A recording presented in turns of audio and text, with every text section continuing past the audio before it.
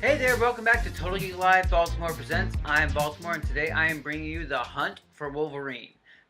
Yes, this is where is Wolverine? Where is Logan? Well, we're going to try and find out, or at least delay it for a while. These are four issue miniseries with a beginning alpha sort of issue and a follow up issue.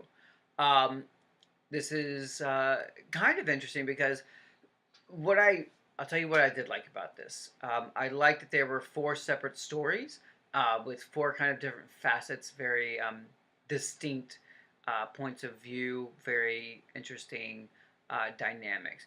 Basically, you had four issue miniseries, so you had a lot of, space to work within your own story, and they kind of really took it interesting because they did one was an action adventure, one was a horror, one was a dark romance, and another was a noir. So I really enjoyed having very distinct themed miniseries because at least it gave a lot of. If you didn't like this one, maybe you like this one. And if you didn't like this one, how about this one? I think there was something for everybody. If you wanted action and adventure, you had Adamantium Agenda, which was basically Luke Cage, Iron Man, Jessica Jones, and Spider-Man, with X-23 tagging along in a little bit. And so basically that was a lot of fun because you had them coming together, and it was told interestingly with flashbacks to when Logan was alive and part of the New Avengers, which is this is sort of supposed to homage them teaming up again. And it's basically Wolverine telling Iron Man, if something happens, you have to make sure that there's nothing left for me. You can't let the bad guys get me because that road, not good, which we saw in Enemy of the State. So this was kind of interesting. So they follow up on these mysteries and clues that they're set off on, and they find out that genetic material has been stolen and collected and stolen for Mr. Sinister and by him. And they want to go and cover this and figure out what's going on. And they end up discovering that it's not only the entire collection of mutants that he has some other people. Interesting. Like Danielle Cage, the daughter of Luke Cage and Jessica Jones.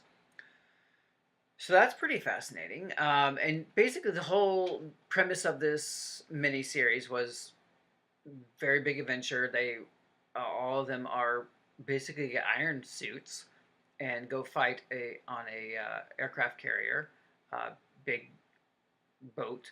So that was kind of cool to see. And then, of course, it leaves at the end. There's this mystery that one of the X-Men is actually not a mutant.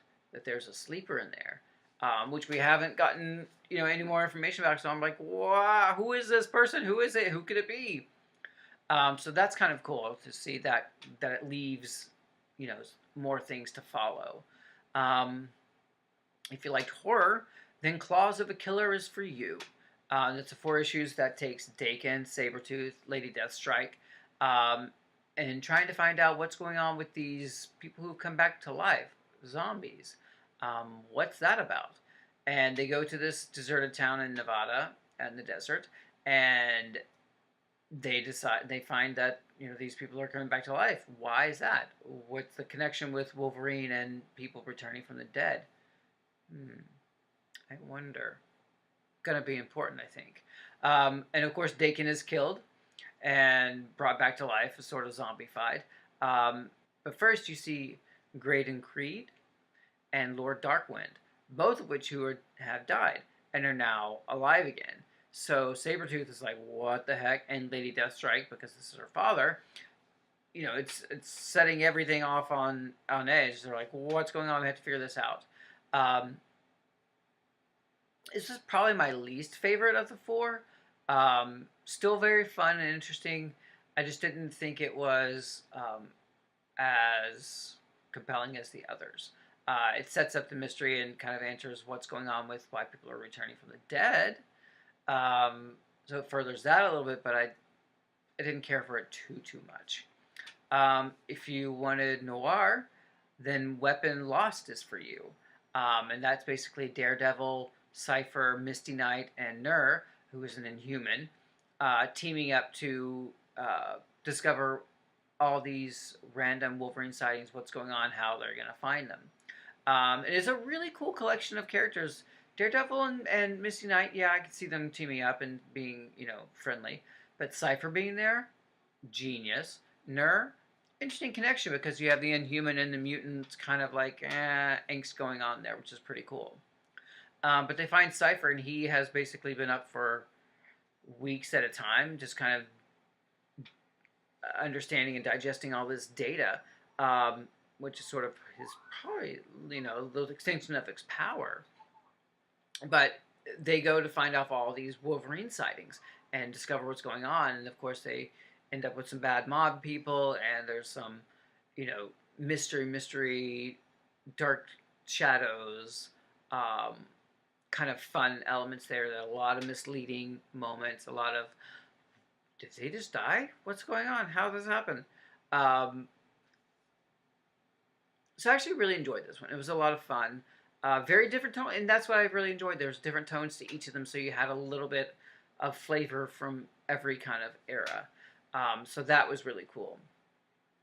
And then you have probably my favorite, most interestingly enough, was Mystery in Madripoor, which is the dark romance, with Storm, Kitty, Jubilee, Psylocke, Rogue, and Domino teaming up to go to Madripoor and find Wolverine's body. So look if anything is going on there.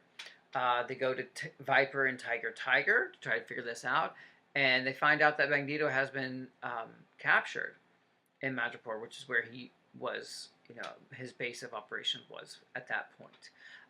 So they're all kind of figuring out what's going on, and it's like basically the femme fatales, which is so cool. There's a great image of them walking as they're getting ready for a night on the town, which is cool. So they fight the femme fatales. They easily trounced. It's really, really bad, and Psylocke almost dies. In fact, she does die, but she's able to hold on to herself through sheer force of will and the encouragement of Patch, Wolverine. So she, molecule by molecule, reshapes her body. And when she reforms herself, she's no longer Asian. She's back to British Betsy.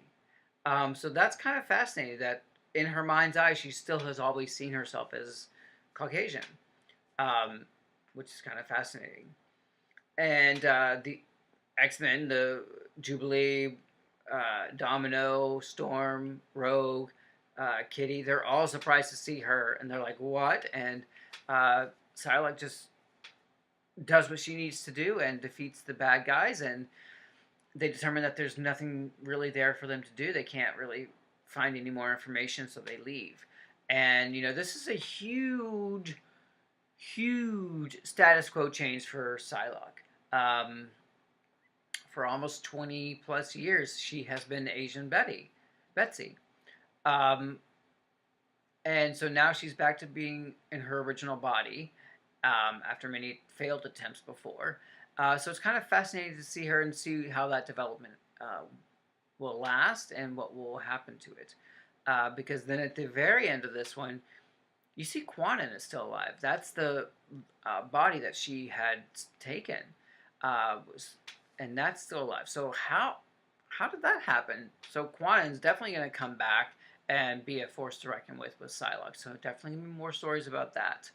And then so this whole hunt for Wolverine ends with a loose ends or whatever story, one shot where Kitty Pryde gets all the information from all the other people, what they were able to find out, and kind of sets the stage for the return of Wolverine. So it's kind of interesting to see 4 different ways to tell the story. Wolverine was so ingrained and involved in the Marvel Universe. So, of course, if you're going to tell a story about where to find him, you're going to have to look in a whole bunch of places. So I really enjoyed that part. And like I said, there's lots of story for you to enjoy. If you didn't like one, you can try the other and see what happens there. So it basically ends up with they know Wolverine is alive. They're going to have to go find him.